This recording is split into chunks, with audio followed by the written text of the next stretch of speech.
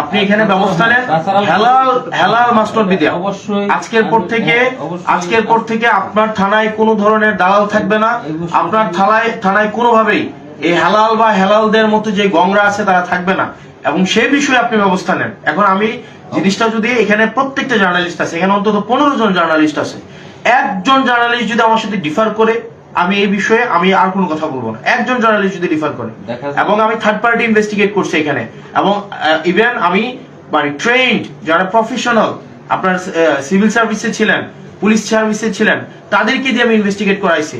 আমি আপনাকে অনেক কিছুই আমার এই দিনটার জন্য আমি অপেক্ষা করছি যে একটা লিগ্যাল জায়গা থেকে আমি এটাকে প্রসিড করব। এমনও হয়েছে আমি নিজে ইচ্ছা করে আমি কাউকে পাঠাইছি মামলা করার জন্য বা কোনো একটা অভিযোগ দায়ের করার জন্য। আমার কাছে ভিডিও আছে, আমি এগুলো সোশ্যাল মিডিয়াতে নিয়ে আসবো। আমি ইচ্ছা করে পাঠাইছি একদম স্ক্রিপ্টেড, যে আপনি থানায় যান, একটা অভিযোগ নিয়ে যান, দেখেন প্রসিডিংসটা দেখেন আপনি। এবং এখানে হেলাল ছাড়া এখানে কোনো থানায় কথাই চলে না। আপনি আপনার জায়গা থেকে যেভাবে দেখতেছেন, থানার ভিতর থেকে আপনি দেখতেছেন, এটা আমি দেখতেছি সাধারণ মানুষের জায়গা থেকে। সেই জায়গা থেকে এটা আপনি আজকের পর থেকে, এই মুহূর্ত থেকে থানার মধ্যে কোনো দালাল থাকতে পারবে না। এবং আপনার সেকেন্ড অফিসার যিনি আছেন, উনাকে সাথে নিয়ে বসেন। উনি যদি দেবিদ্বার চাকরি করতে চায়, তাহলে ওনাকে সরকার যে বেতন দেয়, সম্মানটা আপনাদেরকে দেয়, আমরা যে সম্মানটা আপনাকে দেই, সেটা নিয়ে ওনাকে চাকরি করতে হবে। এবং এসআই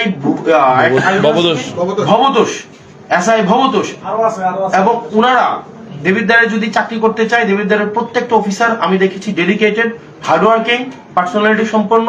এখানে কিছু আপনাদের মানে ওই অফিসারদের মধ্যে কিছু অফিসার আছে যারা হচ্ছে মোরাল ডিগনিটি নাই, মোরালি কম্প্রোমাইজড। আপনি তাদের সাথে কথা বলেন, তারা যদি মনে করে যেন এইভাবে চাকরি করতে পারবে না, তাহলে তারা হচ্ছে তাদের আইনগতভাবে যে প্রক্রিয়া করা লাগে, আমি আপনাদের কাছে অনুরোধ করবো আপনারা আইনগতভাবে এই বিষয়গুলো ডিল করেন।